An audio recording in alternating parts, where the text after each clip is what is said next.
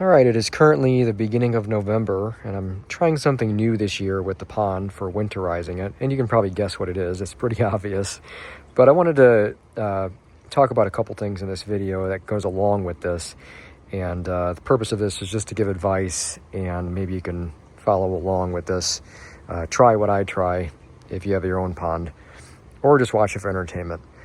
So secondly, it's very windy, so I apologize if you catch a little bit of wind on the microphone and the camera here. It's a little calm right now, but it's been very, very, very breezy. So obviously, the elephant in the room here, or the outside, is I have decided to put a net on the pond this year to cover the whole thing. I am absolutely sick and tired of every year cleaning the leaves out of this pond for the last 3 months of the year. And some of you might say, well, why don't you just wait until the leaves are done falling to clean them out? Well, it only makes it harder.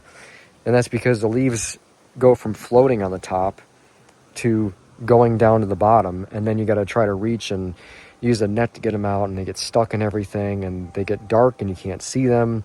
They cause decay. Or they decay and they cause algae. Later on in the spring, a massive algae bloom will happen because you got all these organics breaking down in the water, and nothing is going to be absorbing them throughout the winter because there's no plants to really do that.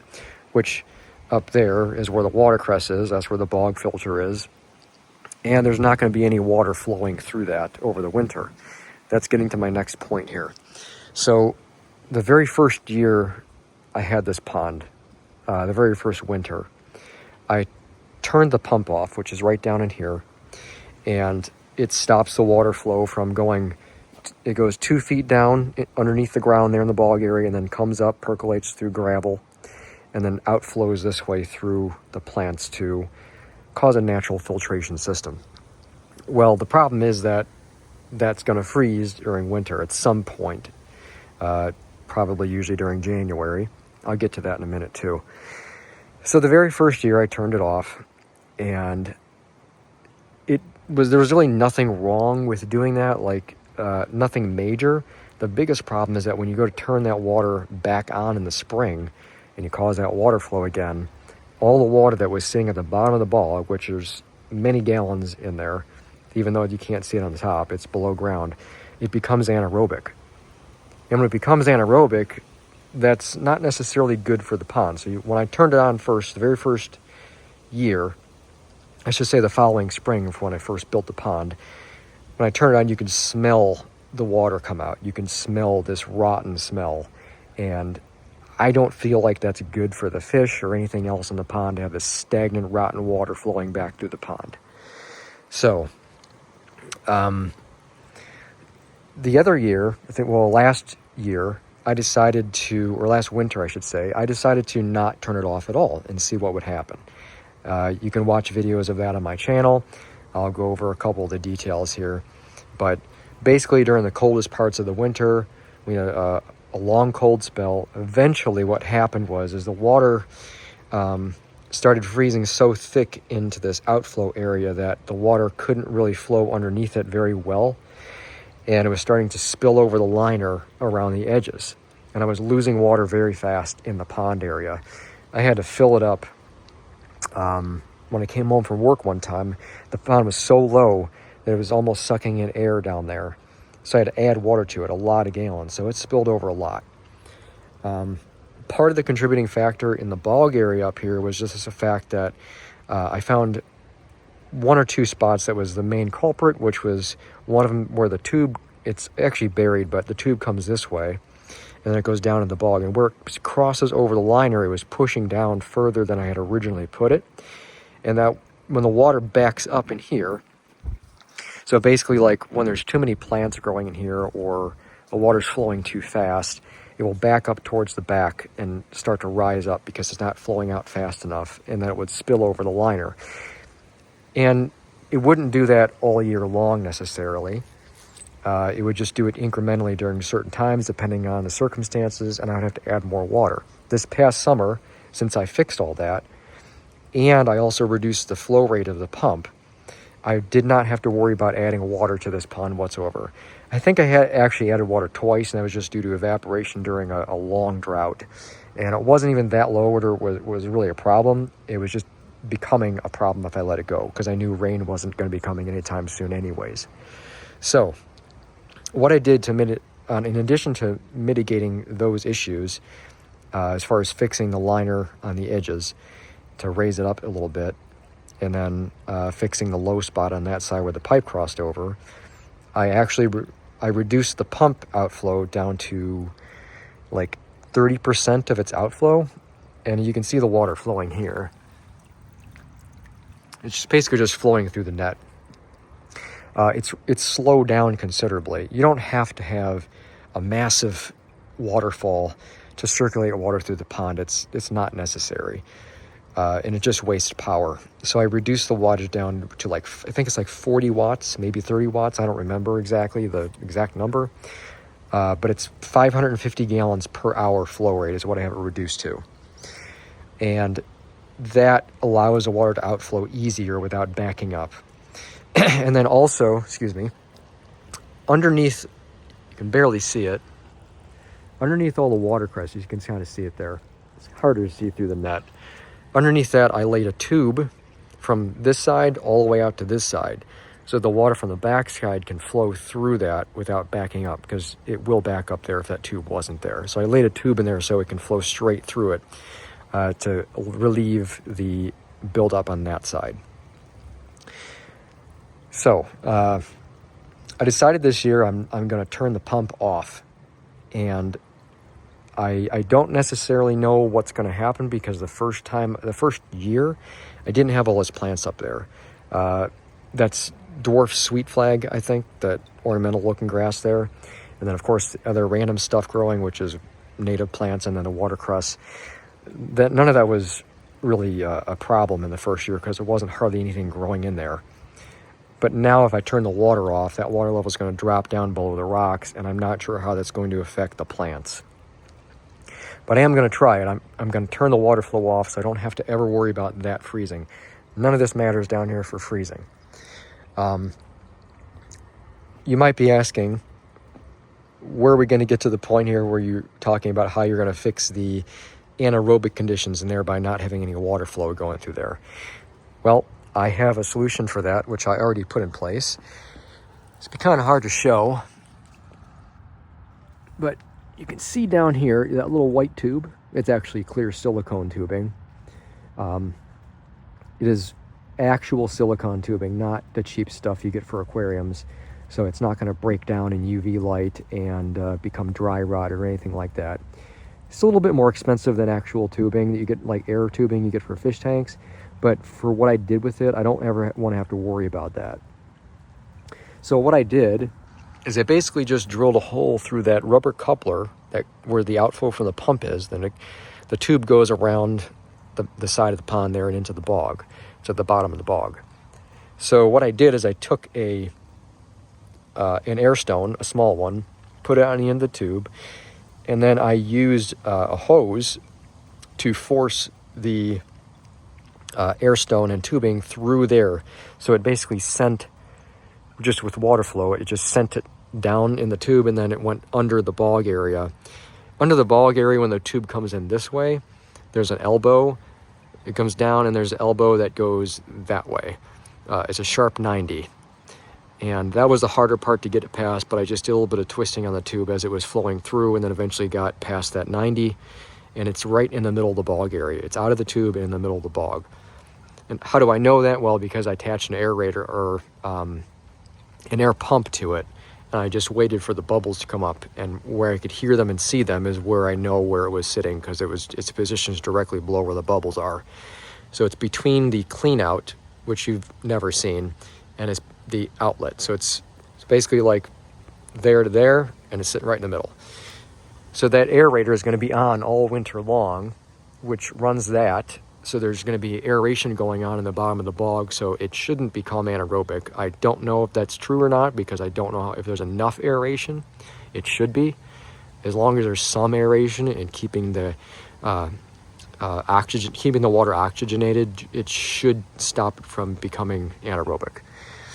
The air pumps also runs these aerators over here, which are always going all year long. There's one there, you can't really see it too well, and then one in the backside. Those will go all winter just to keep a hole in the ice, although it's not entirely necessary. The fish are not huge fish, so they don't need a lot of oxygen. Even if there wasn't a hole in the ice, there still will be plenty of oxygen with the aerators going. Now, one thing I noticed is that here with the net, I sort of anticipated this, but it's sort of disrupting the bubbles on the top. There actually is a lot more action going on normally without the net there. So that one, that's the lower flow one, and then the one over in the back corner there. So that is, it could potentially be a problem if I'm looking to actually keep a hole in the ice with the aeration going, although I don't really anticipate it to be. It'll be a trial. So if I wanted to actually fix that issue, if it was actually an issue, I would just put a float there. I'd put like a pool noodle in a circle, and I would just attach it to stay right and keep the bubble ring right there in center of the whatever I put there, as I mentioned, a pool noodle, or just to put an airbag like you would put in a pool, and it would just keep the net off of the top of the water, and then the aeration would just continue to go.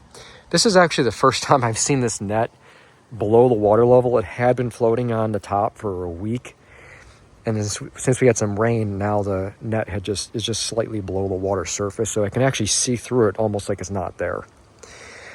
But it is doing its job right now, keeping the leaves out of the water. Well, technically they're in the water, but keeping them out of the actual pond, and then keeping them out of the backside of the bog there, because I mentioned there's a tube that goes through there, and even just a couple of leaves can clog that tube up and cause the backside to overflow. So I basically just cleaned everything out as best I could, picked up every last leaf, and then put the net on there. And you might be asking why this area is open here. Is because lots of birds rely on this pond now. I didn't want to completely block off their supply. It's kind of like once you put a bird feeder out and all these birds rely on the feeder. Same principle. I just didn't want to take their little spot away from their normal drinking area. I have a rock sitting here at the top of the waterfall to keep the net below the water, so any leaves that land there get stopped by the net. So this really is the only spot I need to worry about actually cleaning the leaves out, because if those leaves get clogged up right here in the end, it could back the water up a little bit. I'm not going to turn the water pump off until I start seeing icing. So it will be on for the majority of the winter until everything starts to really freeze. Once I start noticing this area start to get ice on it where the water's flowing, then I'm going to shut the pump off, and I'll turn it back on depending on the temperature. So far, I like the net. This is an 18-foot diameter pool net, round. I'll leave a link in the description below for this particular net that I am using.